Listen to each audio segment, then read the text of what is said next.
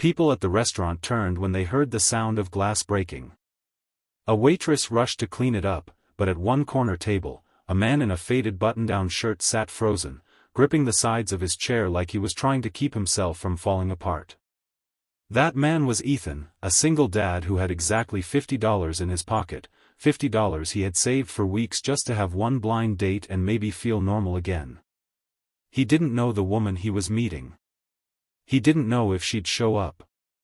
And he did not know that sitting only 2 tables away, quietly observing him with curious eyes, was someone who would change his life forever, a millionaire CEO named Daniel Carter. Before we begin, if you love emotional, real-life stories about kindness and second chances, make sure to subscribe, like, and comment.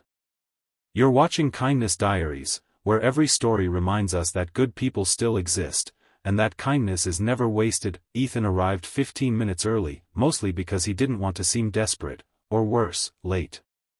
His shirt didn't fit the way it used to, and his shoes had a little scuff on the side he tried to hide. But he was determined to try. After 2 years of raising his daughter alone, after losing his wife to a sudden illness, after juggling 2 part-time jobs just to keep the lights on, he finally agreed to let his sister set him up on a blind date. "Just go," she had said. "You deserve a night where someone sees you, not just the tired single dad." That sentence stuck with him, even now as he sat alone with his heart beating a little too fast.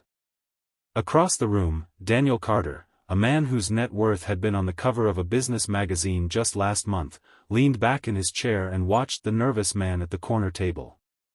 Daniel wasn't trying to eavesdrop.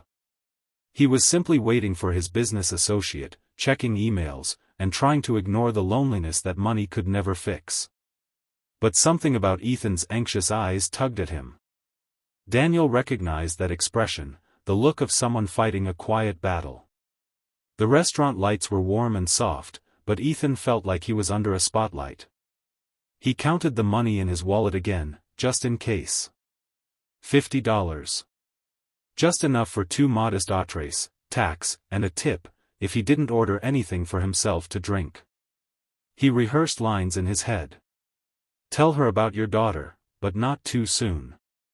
Don't talk about the hospital bills. Don't talk about the night shifts. Smile. Be normal. Be light. Be someone worth meeting." 5 minutes passed. Then 10. Daniel glanced again, noticing Ethan's shoulders tense every time the door opened. He could tell this meant something to him, maybe too much. When the woman finally walked in, Ethan stood up so quickly his chair almost tipped. She was pretty, dressed nicely, and carried a confidence that made Ethan straighten his back. Her name was Melissa. She greeted him warmly, but as she sat down, her eyes flicked across the restaurant in a way that made Ethan suddenly aware of everything he wasn't: rich, polished, impressive. Still, he tried. He smiled. He listened.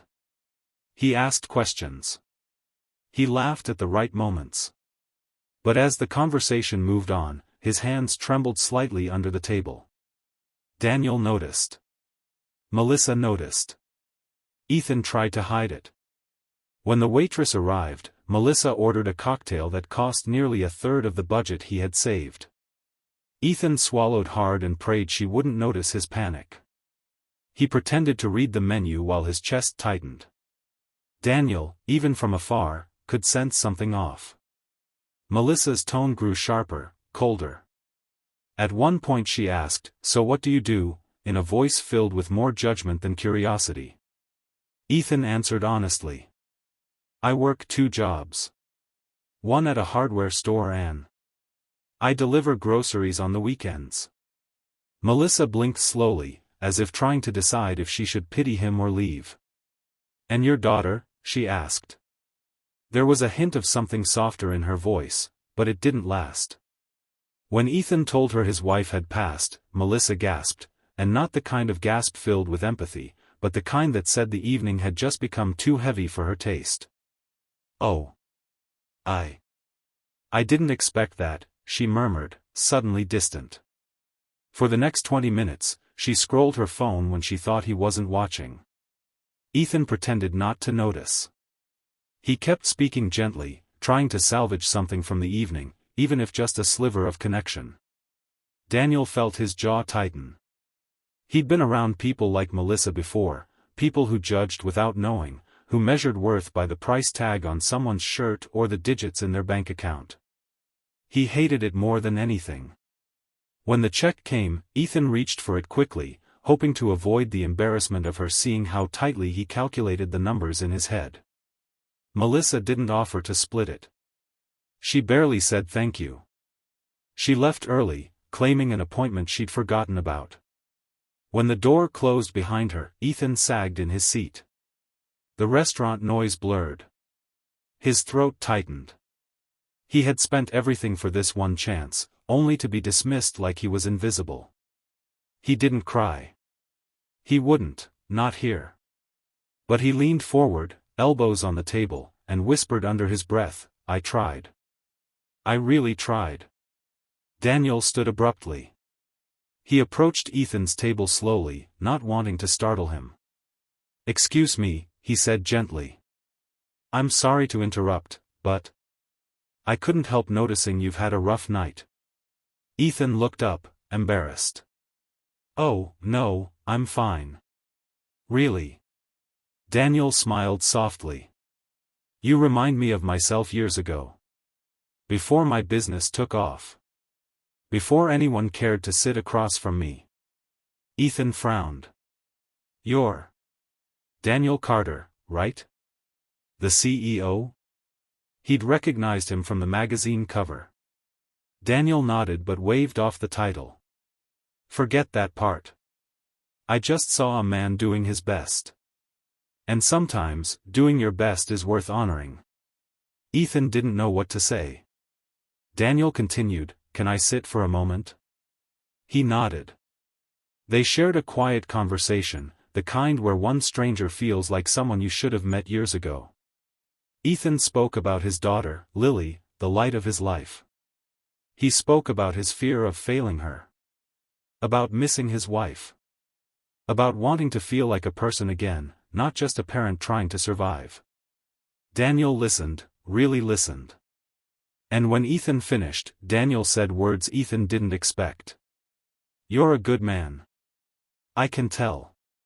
And your daughter is lucky to have you." Ethan blinked hard, trying not to let the emotion spill over. Then Daniel slid a small card across the table. But it wasn't a business card. It was a gift card to the very restaurant they were in, worth far more than the $50 Ethan had saved. "Take your daughter out," Daniel said softly. "Have a night where you both can laugh and feel joy again. My treat." Ethan immediately shook his head. "No, no, I can't accept that." Daniel placed a firm but kind hand on his shoulder. "It's not charity. It's kindness. Someone once helped me when I needed it most. This is me paying it forward." Ethan's throat tightened. His fingers shook as he accepted the card. But Daniel wasn't finished. He wrote down a phone number on a napkin. "My company has a few entry-level openings. Nothing glamorous yet, but with benefits, steady hours, and chances to move up. If you're interested, call this number. Tell them I sent you." Ethan stared at him, stunned. "Why would you do this for me? You don't even know me." Daniel smiled quietly. "You remind me that good people still hustle, still care, still love deeply. People like you keep this world honest. And the world needs more of that." Ethan covered his face for a moment. When he lowered his hands, his eyes were wet. "Thank you," he whispered. "You have no idea how much this means." Daniel stood to leave, but paused and said, "Just promise me something. When you're able, pass the kindness on." Ethan nodded. "I will. I promise." Weeks passed. Ethan applied for the job, got the position, and started rebuilding his life. He took Lily out for dinner using the gift card, and she talked and laughed and danced in her seat. It was the first time Ethan felt hope in a long time. Months later, when